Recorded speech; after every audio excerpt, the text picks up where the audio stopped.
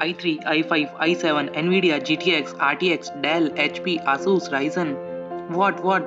I am so confused. Hell yeah. This your situation, right? What to buy or from where to buy? Go for online or buy offline? Well, here I will help you out in this video today. So hello guys, here welcome to Form Follows Function, a platform for architecture student or for architects. If you guys are new on channel and not subscribed till now, then hit the subscribe button. Well, without wasting time, let's come on the topic. The laptop, what to buy, how should you pick the best laptop, or what minimum specifications you will need it, everything I will gonna tell you, and in the last I will suggest you best 10 laptops. So watch this video till the last. The price and models which I am going to share according to India, these may vary from region to region. Okay, so first we will create the list what things we need to look before we buy a laptop. Let's understand with the table. On the left side we will note what to look, and on the right side we will write the best options.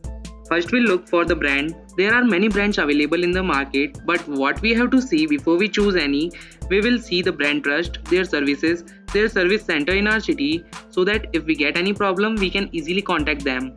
So the trusted brand, here I will look for Apple, Dell, HP, Asus or Lenovo. Now from these 5 brands, you have to look for one.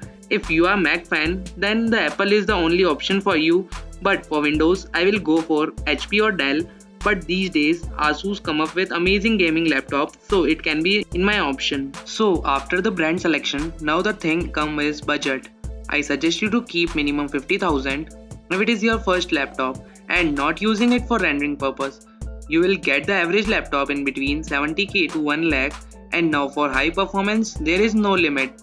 Next we will choose the RAM and storage. The more RAM you have, the better the performance of your device. The minimum RAM I will suggest you to go for 8GB, but if you want to use the rendering software, and which is obvious, you should go for 16GB. I am too using 8GB RAM and yeah, it sucks. And the storage I will suggest you to go for minimum 1TB, and also buy one external hard disk of 1TB. WD Element is the best company which I am using, and I am adding the link in the description. You can check the reviews and further details. Okay, so here after the RAM we will see the CPU. I will recommend you to never go for the i3 processor. You will regret it. If right now I will buy any new laptop, I will go for minimum i7, but if these are not in your budget, then choose minimum i5 7th generation, which will be better for you. Now we will move on to the another thing that is too much important, which is graphic card. Yeah, it is too confusable which is the best and what series to choose. There are many graphics card available, but qualifying what is best can be tricky. There is no single solution that's right for everyone. Balancing performance, price, features and efficiency is important because no other component impacts your rendering experience as much as the graphic card. Let's not to be confused, and I will directly suggest you something that will work for you. I will recommend you to go for minimum GeForce GTX 1060 with 6GB memory or AMD Radeon RX 480 with 4GB memory. This is for the budget laptop which will work good. Okay, now you sorted so many important things. Here in our list 3 more things left which is also need to be considered before buying any new laptop. Next is refresh rate and response time. It is measured in hertz. The refresh rate is the number of times per second that the screen updates itself.